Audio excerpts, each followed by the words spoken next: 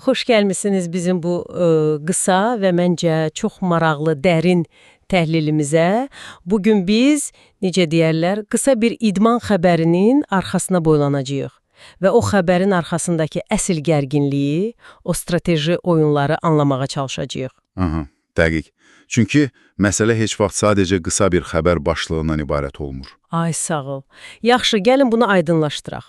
Baxın, təsəvvür edin ki, o yeni, çox bahalı telefonunuz əlinizdən sürüşür. Yəni düz betonun üzərinə düşür. Hə, lap pis. O ilk saniyələrdə, yəni onu yerdən qaldırana qədər ekranın darmadağın olduğunu düşünüb böyük bir panika yaşayırsınız. İnsanın ürəyi az qala dayanır o an. Yəni nəfəs ala bilmirsən. Dəqiq. Amma yerdən qaldırıb siləndə görürsünüz ki, bu sadəcə qoruyucu şüşədəki kiçik bir cızıqdır və dərindən, yəni çox dərindən bir nəfəs alırsınız. Bugün biz məhz bu dərindən nəfəs alma anının peşəkar idmanda necə yaşandığını müzakirə edəcəyik. Çox maraqlı bənzətmədir.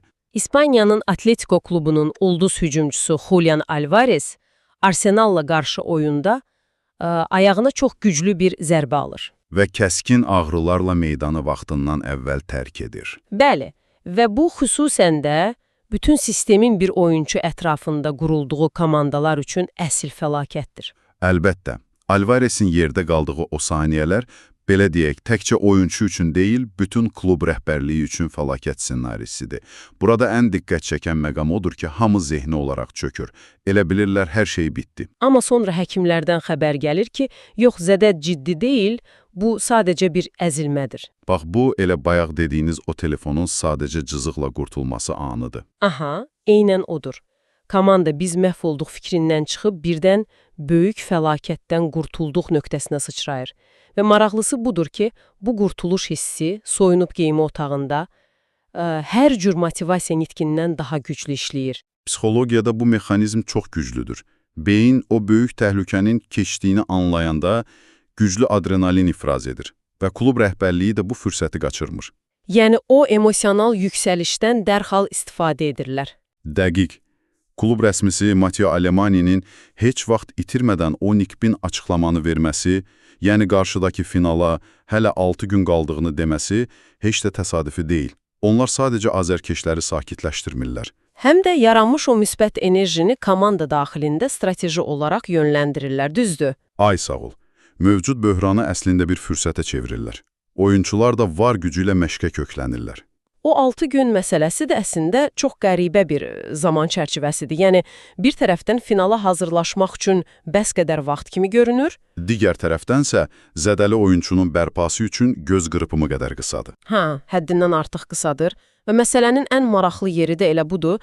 Baş məşqçi Diego Simeone açıqlama verir ki, heç zaman ümidimi itirmirəm. Aha.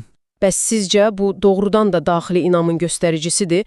Yoxsa finala cəmi 6 gün qalmış o xaosu, azərkeşlərin narahatlığını yatırmaq üçün edilən, necə deyərlər, məcburi bir gedişdir? Əgər bunu daha geniş mənzərə ilə əlaqələndirsək, görərik ki, bu qısa müddət həm fiziki, həm də zehni cəhətdən komanda üçün kritik bir sınaqdır. Məşqçinin əlində əslində iki seçim olur. Ya komandanı o ulduzsuz oynamağa hazırlayıb hamının diqqətini bu böyük itkiyə yönəltmək? Ya da ümidi diri tutmaq. Simeone ümidi diri tutaraq həm daxili atmosferi qoruyur, həm də rəqibin planlarını alt-üst edir.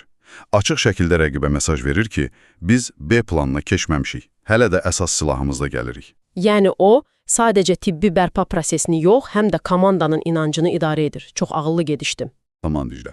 Oyunçular da liderlərinin qaydacağına inandıkları üçün məşqlərdə 2 qat güc sərf edirlər.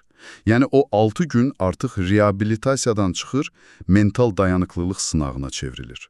Deməli, məsələ sadəcə bir oyunçunun ayağındakı əzilmə deyil. Bütün bir sistemin bu böhrana necə reaksiya verməsidir.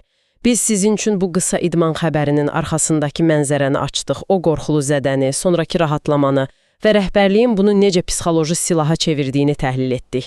Bütün bu gedişatlar isə sonda sizin özünüzün kəşf etməyiniz üçün açıq və vacib bir sual buraxır. Aha, eşidirik. Əgər yüksək səviyyəli bir komanda böyük bir final öncəsi, bütün ümidlərini, bütün taktikasını ulduz oyunçunun sadəcə əzilmiş ayağının 6 gün içində sağalmasına bağlayırsa, bu komandanın əsl sarsılmaz ruhunu göstərir. Yoxsa başqa bir şey? Yoxsa fərdlərdən asılılıqdan yaranan ən böyük zəifliyini göstərir. Vay, bu həqiqətən də çox düşündürücü və cavabı çətin bir paradoksdur. Bəlkə də komandanın əsl gücü elə onun ən həssas nöqtəsindədir. Bunu sizin öhdənizə buraxırıq. Bunun üzərində düşünməyə mütləq dəyər. Sağ olun.